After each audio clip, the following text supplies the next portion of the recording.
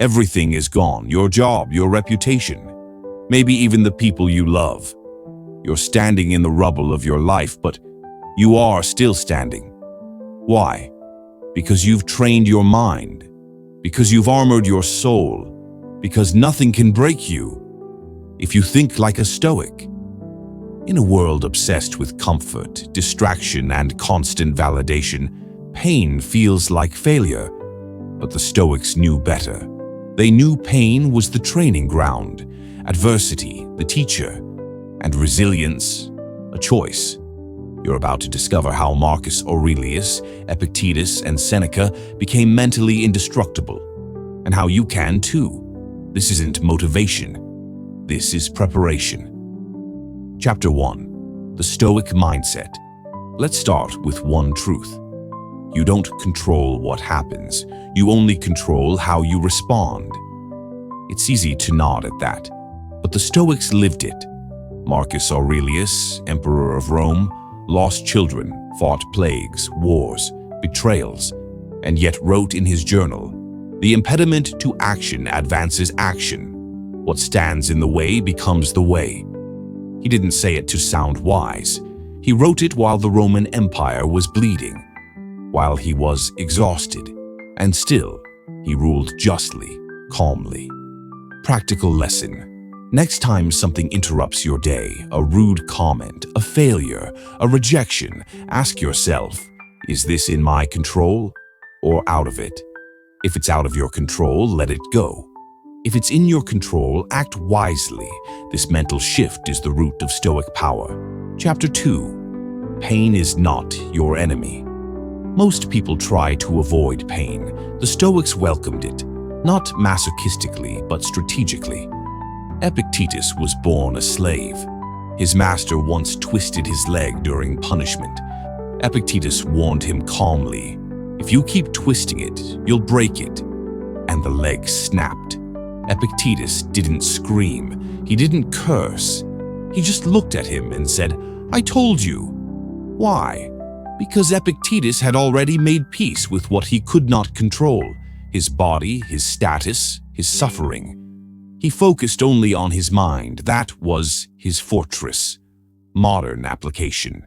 When your body aches, when you're mentally drained, when life gets unfair, say, "This is training." Chapter 3. Amor Fati. Love everything that happens. The Stoics believed not just in tolerating fate, but loving it. Amor Fati. Love of fate. If you lose money, amor fati. If you get injured, amor fati. If your relationship ends, amor fati. Because even pain has purpose. Seneca, one of the richest men in Rome, practiced poverty voluntarily. He slept on the floor, wore ragged clothes, ate scraps. Why? To remind himself, what you fear is survivable. So when real misfortune came, he wasn't shaken. Try this. Go one day without comforts. Cold shower, simple food, no phone. You'll realize you're stronger than you think. Chapter 4. Control your narrative. Bad things will happen. The world is chaotic. But the story you tell yourself, that's where your power lies. Imagine two people lose their job. One says, "Why me? I'm ruined." The other says, "This is the opportunity I didn't know I needed." Same event, different story, entirely different life. Marcus wrote, "Choose not to be harmed, and you won't be." It's not denial, it's discipline. Realistic exercise. Write down a bad event from your life. Now rewrite it as a Stoic would. Instead of, "This destroyed me," write, "This trained me." Do that enough times and you'll start seeing hardship as fuel. Chapter 5.